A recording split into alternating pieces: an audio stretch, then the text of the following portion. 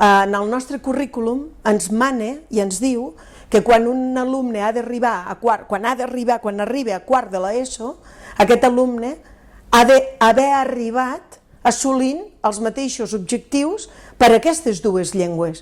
Per què? Perquè les dues són llengües oficials.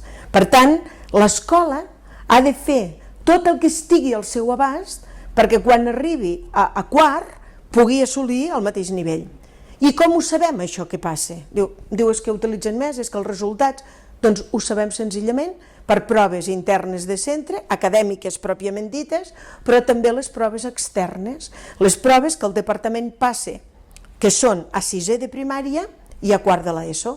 Quan analitzem aquests resultats, quan els veiem, ens n'adonem que la llengua castellana i la llengua catalana estan al mateix nivell, que no hi ha cap problema, que no en tenim cap, que els nostres alumnes coneixen, utilitzen i aprenen amb les dues llengües, és a dir, que els objectius s'han assolit. Però sobretot crec que no hem de perdre la visió que la llengua pròpia del nostre país és la llengua catalana. Ara bé, hem d'anar amb una mirada plurilingüe, que és el que avui l'escola està fomentant més que mai.